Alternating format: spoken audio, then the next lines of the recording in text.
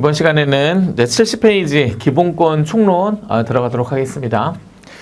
예, 이제 오늘 이번 단원이 이제 총론의 마지막 단원이다. 이렇게 좀 보시면 되는데, 일단 우리가 헌법은 전체적으로 판례 위주의 공부가 됩니다. 근데 이제 총론 부분은 좀 이론적인 부분도 좀 있고, 이렇게 하게 되는데, 우리가 강론을 다루기 위해서 필요한 가장 기본적인 이론을 다루는 강의가 이번 강의랑 다음 강의까지 이어지게 된다.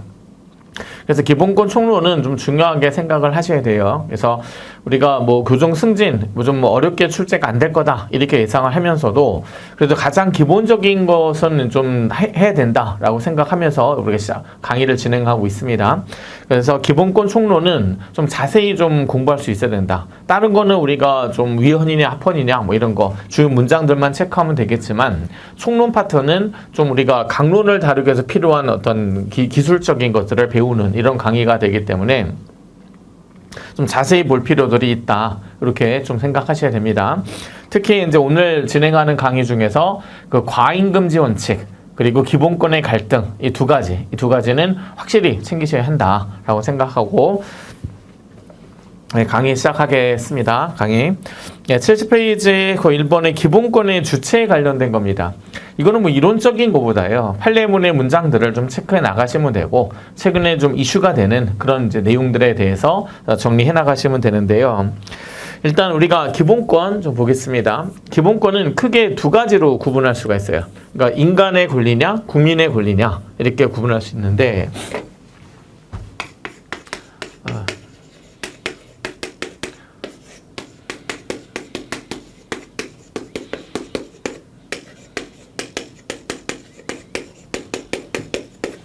예, 이렇게 기본권은 인간의 권리와 국민의 권리 그 두 가지로 구분할 수 있습니다.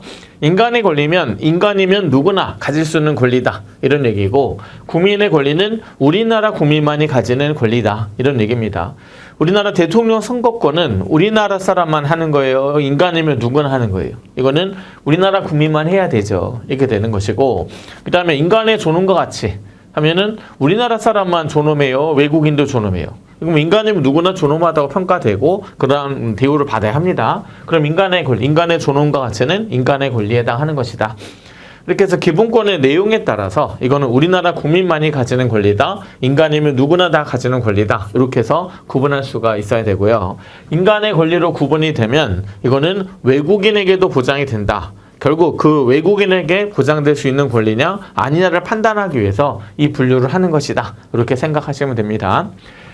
근데 요즘에 인간의 권리에 대해서 인간의 권리냐 국민의 권리냐 이거랑 관련돼서 시험에서 가장 크게 이슈가 되는 것이 뭐냐면 근로의 권리랑 직업 선택의 자유입니다. 직업의 자유랑 근로의 권리에 대해서 이제 해야 되는데, 이거는 확실하게 뭐 좀 기준 잡아놓고 시작합시다.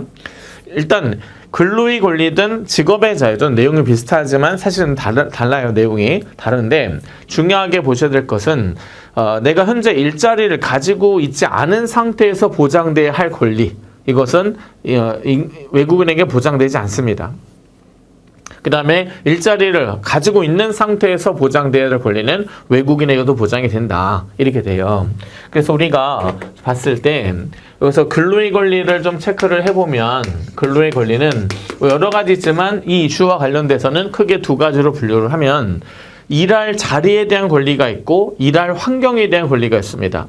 그럼 일할 자리에 대한 권리는 일자리가 없는 상태에서 보장될 권리죠. 그죠? 그러면 일할 자리에 대한 권리는 외국인에게 보장되지 않는다. 그래서 이건 일할 자리에 대한 권리. 요거는 우리나라 국민만이 가지는 권리에 해당하는 것이고, 그 다음에 또 뭐냐면 일할 환경에 대한 권리. 일할 환경에 대한 권리는 이거는 이제 안전한 작업 환경, 그 다음에 합리적인 근로 조건, 그 다음에 정당한 보수 이런 것들을 요구할 권리가 일할 환경에 대한 권리입니다. 이거는 외국인 근로자가 우리나라에서 일을 할 때도 당연히 보장돼야 하는 그런 권리다. 이렇게 볼 수가 있습니다. 그래서 이 근로의 권리 중에서 일할 환경에 대한 권리는 외국인에게도 보장이 된다. 일할 자리에 대한 권리는 외국인에게 보장되지 않는다. 그러면 이렇게 물어봐요. 시험에서는 외국인에게 근로의 권리가 보장이 됩니까? 하면은 원칙적으로 인정되지 않습니다 하는 건 요걸 얘기를 하는 거예요. 요거 원칙적으로 인정되지 않아요. 그렇게 되는데 하지만 합법적으로 우리나라의 고용을 허용받은 그 외국인에 한해서는 예외적으로 일할 환경에 대한 권리가 보장되기도 한다. 그래서 외국인에게 근로의 권리가 보장되는 경우가 있다라는 거 알아두시면 되고 하지만 원칙적인 건 아니에요. 예외적으로 허용되고 있는 것이다. 이렇게 정리하시고 그 다음에 직업의 자유도 마찬가지입니다. 직업의 자유. 직업의 자유의 경우는 이렇게 일단 직업의 자유는 이번에 세 가지로 나눠지게 됩니다. 일단 뭐냐면 직업 결정의 자유. 직업 결정의 자유가 있어요. 직업 결정의 자유는 직업을 가지지 않는 상태에서 보장되는 권리죠. 그러면 그거는 국민의 권리에 해당해요. 그래서 직업 결정의 자유. 요거는 이제 국민의 권리여서 요거 우리나라 사람에게만 보장이 되고 외국인에게는 보장되지 않습니다. 근데 이제 직업을 가지고 있는 상태에서 직업 수행의 자유. 이거는 직업을 가지고 있는 상태에서 필요한 권리이기 때문에 직업 수행의 자유는 여기에 포함돼요. 그래서 이거는 이제 외국인에도 보장이 되는 것이고 또 중요한 거는 직장 결정의 자유까지. 요거까지 해서 외국인에게 보장이 된다. 그래서 직업 수행의 자유, 직장 결정의 자유는 외국인에게도 보장되는 권리고 직업 결정의 자유만 이것도 이제 우리나라 사람에게 한번 보장되는 그런 권리다.